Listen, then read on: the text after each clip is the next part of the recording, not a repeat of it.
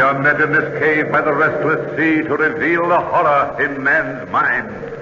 Listen to the weird circle.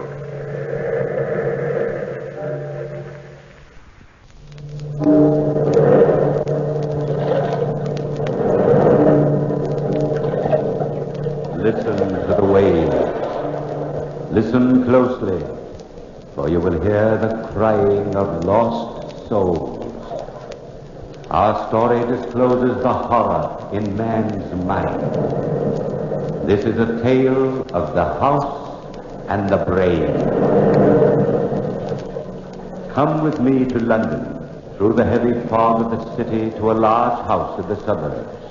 A young couple enter the portals of that house to attend an art auction. Strange. Seems very wonderful. Well, hello, Jim. We've been looking all over for you. We've got quite a crowd here today. Paul Whitney, Sandra, I'm glad you've come. I thought you two were refugees from this sort of thing. Well, frankly, Jim, I've suddenly conceived a passion for good oil paintings, and I'm going to buy this fabulous painting of the ancient cutthroat. Well, To tell you the truth, Jim, she suddenly conceived a passion for cutthroats, ancient or otherwise. Oh, my husband abuses me. I'm too nice to her, or she'd never be interested in any other man. But, darling, the man in the portrait's been dead 400 years. Dead or living, he's not beyond your charm. Oh, but my husband loves me, Jim. Must be my fatal fascination. But I didn't come here to talk with you, even if it is fun. I came here to see that oil painting. oh, it's quite a painting. Yes, so we've heard. It's in my study. Come and take a look before the auction starts. Now, don't fall in love with it, Sandy. No matter how you feel about 15th century reprobates, I'm not going to spend a fortune buying useless pictures. Well, there's the picture. What do you think? He has a face you'll never forget. And a reputation. Yes, sir. He lived a full life. You know, he was supposed to have been fabulously wealthy. But when he died, his fortune disappeared. Oh, my dumpling aunt. He looks like the kind of man who sticks pins in people for the devil of it. Sandra. The strangest thing about the picture is the man's eyes. You get the feeling that the eyes are alive. Yes, very definitely. Clever work. Paul, What's the matter with you, Sandra? I could have sworn I've seen that man in London recently. What man? The one in the picture. What?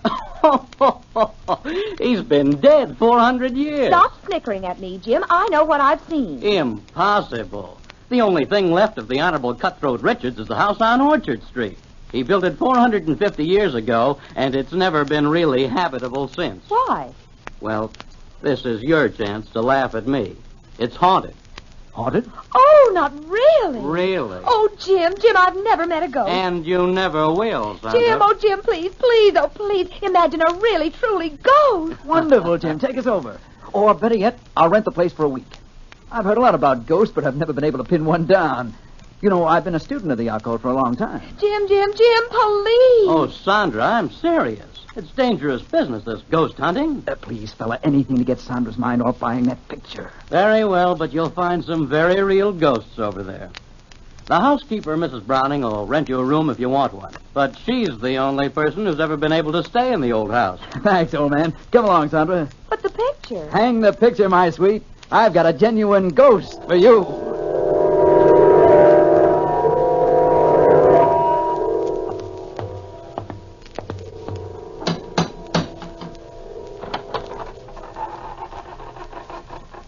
The door's open all by itself. There's no one there. Doors aren't supposed to open by themselves, Paul. What do you expect? The house is haunted, isn't it? Door slammed by itself, too. Woo, tricky place, isn't it? You frightened? Not in the least. And it isn't my knees that are shaking, Pet. It's yours. Wonder where the housekeeper is. Her name's Mrs. Browning. Call her and see what happens. All right. Miss Browning. Don't poke me, Paul. I didn't poke you. Well, I didn't poke myself. Oh, hey. I wonder if we're alone. Look behind me, Paul. If it's a ghost, I don't want to meet it quite yet. Silly, it's broad daylight. Anybody knows ghosts never appear until nightfall. Paul, look. It's a child's footprint right there in front of me, a wet footprint. Great heavens. No, another one. Looks like the footprint of a child who's taken a bath. Oh, my chubby aunt. Listen. The footprints lead upstairs. Shall we follow? Well, it's the obvious thing to do. Ghastly cold in here, Sandy, isn't it? Ghostly cold, at any rate. You're not quite up to form, old girl. You sure you want to go through with this? No, I'm positive. Almost, anyway. Sandy, the footprints. They disappeared. Maybe it's all done with mirrors. Good afternoon. Do come in the sitting room. Oh, you must be Mrs. Browning. I'm Sandra Whitney, and this is my husband. How do you do? How do you do? Mr. Danvers told me you were coming. Won't you be seated? Thank you, Mrs. Browning. I hope my stepdaughter didn't frighten you. Your stepdaughter? Well, I didn't see anyone. Naturally. She's dead. You mean the footprints we saw? Yes, of course. You didn't see or hear anything else? No. Expecting anyone? Yes. They're coming for me shortly. My time is up, and I must die in the way they've planned it. They? Those who live in this house, Mrs. Whitney. Oh, come, Mrs. Browning, you don't really believe ghosts actually live here. Believe it? I know it. You see, Mr. Whitney, when I was first married 40 years ago, my husband, my stepdaughter, and myself moved into this house. They were here then. Why didn't you move out? Oh, we became used to them. Then my stepdaughter died. My husband had an unfortunate accident, and I was left alone. You've lived here alone ever since? Yes. Waiting for them to take me. Mrs. Browning, how much will you charge my wife and myself for an apartment here by the week? Charge? Nothing. Nothing at all. Anybody who has the courage to stay here is most welcome. But I advise you against it. Listen. What is it? Souls crying for release. Release from him. Oh, come, Mrs. Browning. You don't believe me? You will when you move in. When can I expect you? Tonight at 8. How about it, Paul? That sounds jolly. You'll use the east wing. I'll have a fire lit for you. But let me warn you once again. They'll be waiting for you day and night.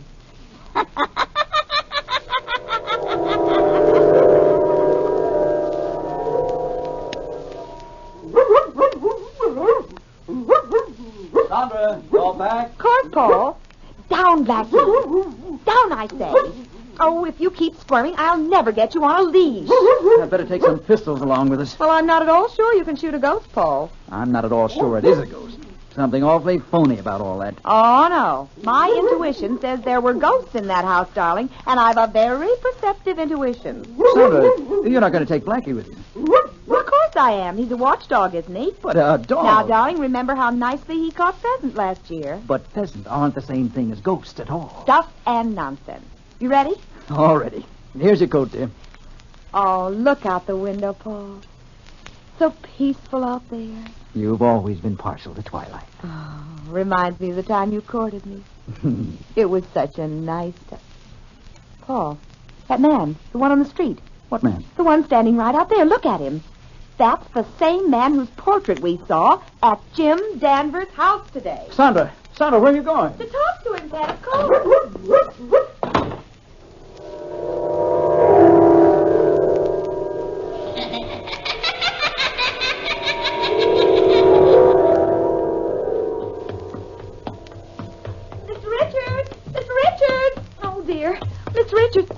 My chubby aunt. It is him. Oh, excuse me, sir. I couldn't help noticing you, and... You noticed me? You are Mr. Richards, aren't you? I've been known to many, by many names. Oh, dear, please pardon me if I'm rude, but... Well, how in the devil did you manage to stay alive for 400 years? You will notice my eyes. Look deep. Deep. Oh, let me go. Let me go. Deeply into my eyes.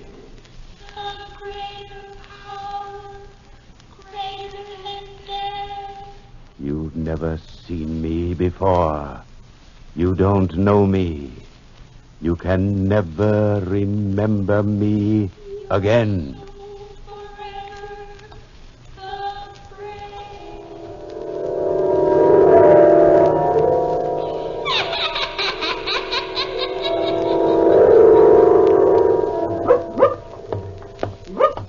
walking, Sandra. I hope you're properly ashamed of yourself, approaching strange men and asking them silly questions. Well, I'm sorry, Paul. It was stupid of me, but anybody can be wrong. Of course they can, but on the face of it, it was silly. Expecting a man who was alive 400 years ago to be roaming around loose. It wasn't a matter of looseness, Pet. It was a matter of liveness. Now, come on, stop being a husband and hold my arm. I ought to tear it off and beat you over the head with it. He's so virile.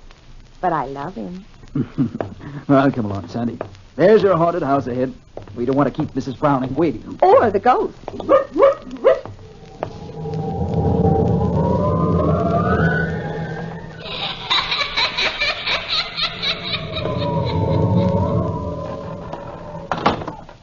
That door again. Insidious feeling, doors opening and slamming. Mrs. Browning! Mrs. Browning! I'm in the east wing, Mr. Whitney, just lighting the fire. You better go on up. This hall's drafty. Hey, Paul, more than cold in here. It's almost as if something or somebody is draining your body of all warmth. That's a pleasant thought, Sandy. Now that you've scared yourself stiff, move. Well, I was just getting in the mood for ghosts. Where's the east wing? This way, Mrs. Whitney. Oh, hello, Mrs. Browning. Well, this room looks cheerful. It's as gay as my mood. Nice fire, nice candles. Quiet, Blackie. You'll scare somebody. A dog scare somebody? Not tonight. They came tonight. What came tonight? You'll see. Better make yourselves at home while you can. Blackie, sit down. Over here, Blackie. Look at him, Paul. The hairs on his head are standing on end. Be quiet, Blackie. Blackie! Look! I told you they were here. A luminous mass. A blue mass.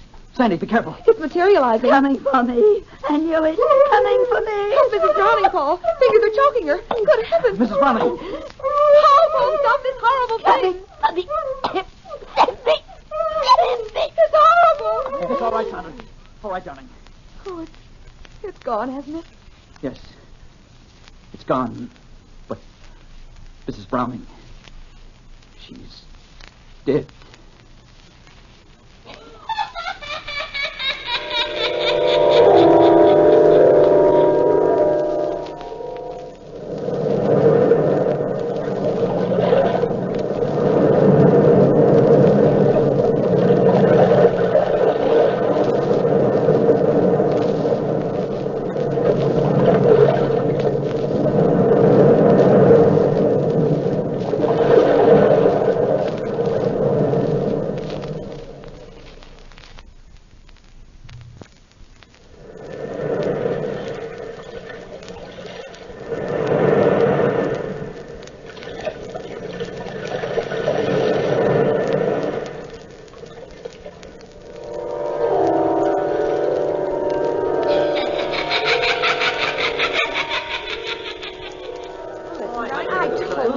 I know.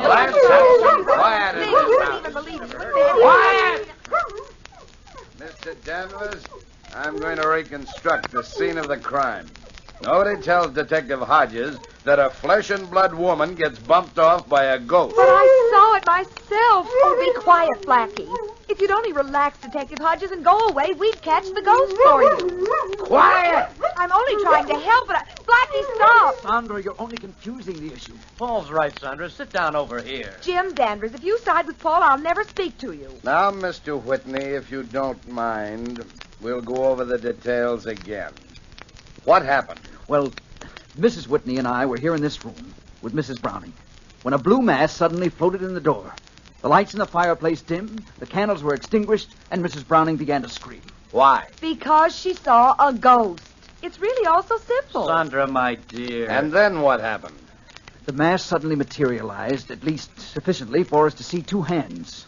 Two hands without a body. The hands reached out, grasped Mrs. Browning by the throat, and... That was that. Thank you, Mrs. Whitney. I suppose you expect me to believe that story? There's no reason for you to doubt Mr. Whitney's word, Detective Hodge. I'm not saying there is. But there was only 3 people in this room, and one of them is dead. Everybody's under arrest. Everybody, do you hear? Oh, Paul, it's here again. Look, Detective Hodge. Paul, Sandra. Oh, Paul, for heaven's sake. What is it? An axe murderer in ectoplasm. Sandra, don't be funny. Let's get out of this house before it gets all of us. It's gone. Yes, it's gone. Now do you believe us, Detective Hodge? Yes. Yes, I believe you. I'll have Mrs. Browning's body removed to the morgue right away.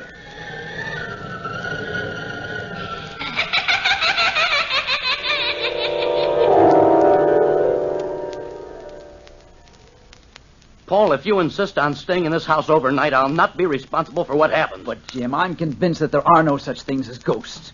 Now, please, Jim, take Sandra back home and leave me. I'm not budging without you, Pet. Sandra, don't be foolish. Well, no matter what you two do, I'm not staying here. Oh, go, old fuzzy beard. Take thy tired body and deliver it to a safe, warm bed. Poor Jim. Scared of a little ghost. It's 11 p.m. already. Well, good night, Paul, Sandra. Nighty-night, Jim. What was that? You mean the footfalls? Yes, what is it? The housekeeper's dead stepdaughter. You see? It's all so simple. Good grief. Good night.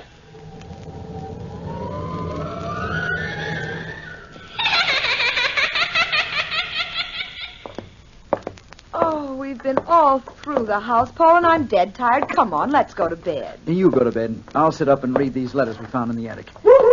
Here, Blackie, come here, come here. Now lie down next to me. There, poor Blackie, poor doggy. You don't like the ghosties, do you, Pet? Poor Blackie. Hey, this letter's interesting. What is it? Evidently a letter from the housekeeper to her husband. A love letter. She talks about her brother's child. It seems her brother left his money to his daughter, and she handled the estate for the child. That's jolly. Maybe that's the child she calls her stepdaughter. Let's see what it says. Listen. Since we have managed the child's end, you and I are more than lovers. We are partners in many things. Sounds as if they murdered the child. Yes, it does. Sandra, I wonder if my theory's right. If people felt strong passions, and if those passions linger in a house after the people have gone, couldn't that create a heavy psychic atmosphere? Well, those fingers that murdered Mrs. Browning were more than heavily psychic. Unhook the collar of my dress, Paul. Where'll I put the letters down on the dressing table here? Just a top hook. Better keep these pistols handy just in case. Something about a gun that gives me courage.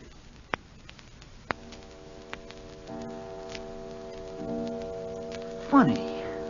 Oh, it's midnight, I'm tired, and nothing's funny. You know Mrs. Browning's sitting room?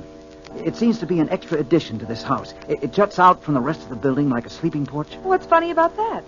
Well, that horrible cold and the footfalls all seem to emanate from that room. Oh, you and your logical mind. Oh. What's the matter, Sandy? Oh, look. The fire's dimming.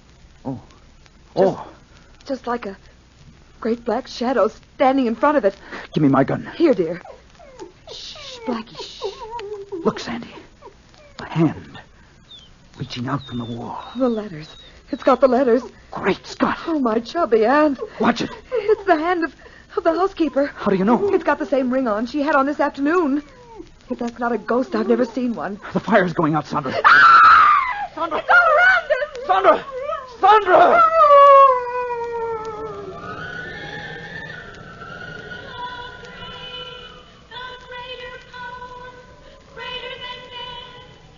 You can't get your will against mine. My will is greater. No. Succumb. My will is greater. No, you're a shadow. And you are a mere mortal who knows no secrets beyond the veil. I control the world of shadows. Succumb, fool, succumb. No, go away. You're nothing but an image. You will die by my command in this house. You will die before morning. Admit my will. No, I will not admit your will.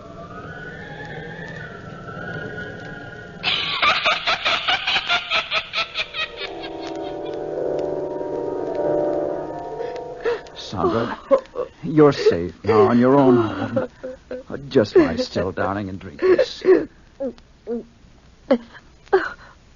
Paul. I was a fool to allow you to stay in that accursed place last night. I ought to have my head examined. I came over as soon as I got your message, Paul. Oh, come on in, Jim.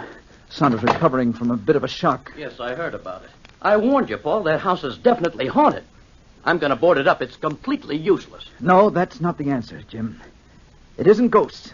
At least, not in the real sense of the word. Why, Paul, after what you went through, you say that? It's too malignant for a ghost. Do you believe in the power of hypnotism? Well, I've heard some amazing theories about it anyway. Well, I believe some power controls that house. Well, that's still ghosts. No, because the brain that controls the house is still alive. I'm convinced of it. Well, where do you think this man who controls the house is? He might be thousands of miles away. Remember you said that the eyes in the picture of the fabulous Richards seems alive? Oh, that's ridiculous. Not at all. In some crazy, mad manner, Richards has kept himself alive all these 400 years. In some hypnotic way, he controls that house. Well, if your theory is right, how can we break his control? Well, I'm certain that his control emanates from the little sitting room which once belonged to Mrs. Browning. Yes? Now, if you'll let me, I'd like to hire workmen and tear that room off the rest of the house. Oh, but Paul, the room is only an extra addition, Jim. It can't do any harm to try.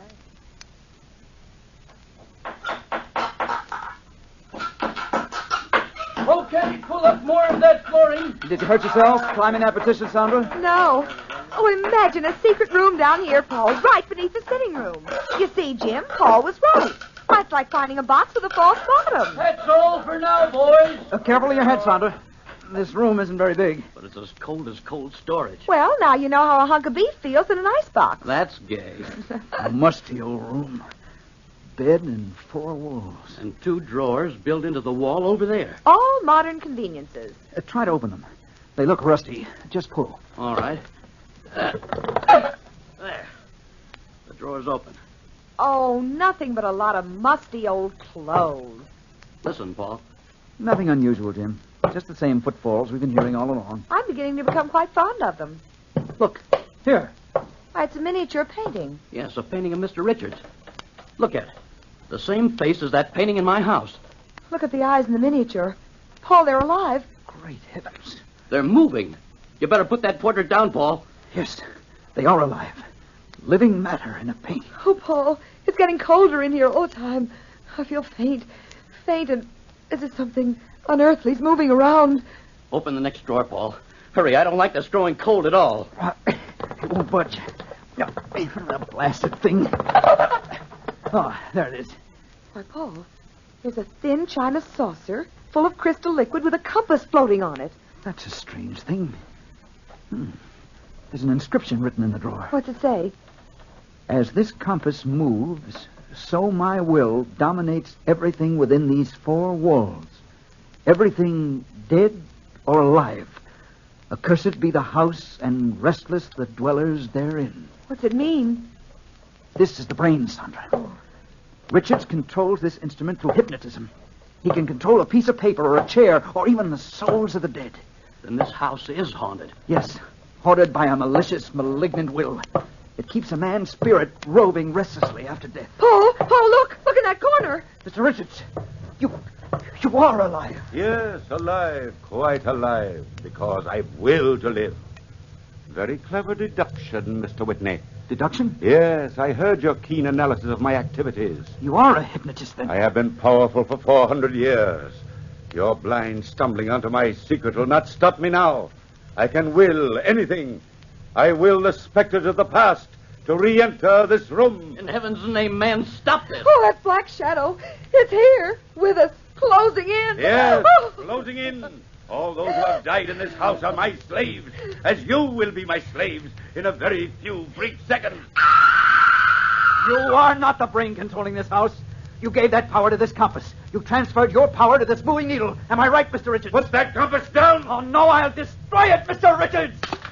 No, you're completely powerless to harm us. Watch out, Paul. This partition's going to crumble. Paul! Sandra!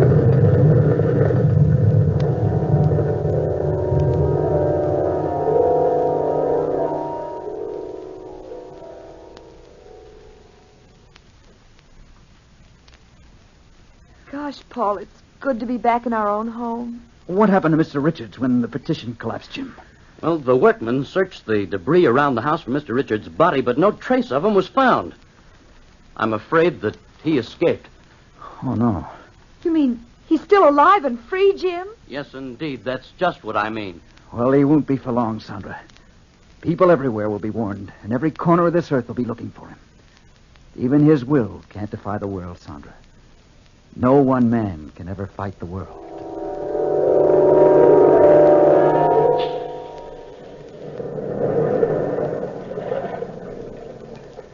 From the time-worn pages of the past, we have recalled the house and the brain. Bellkeeper, toll the bell.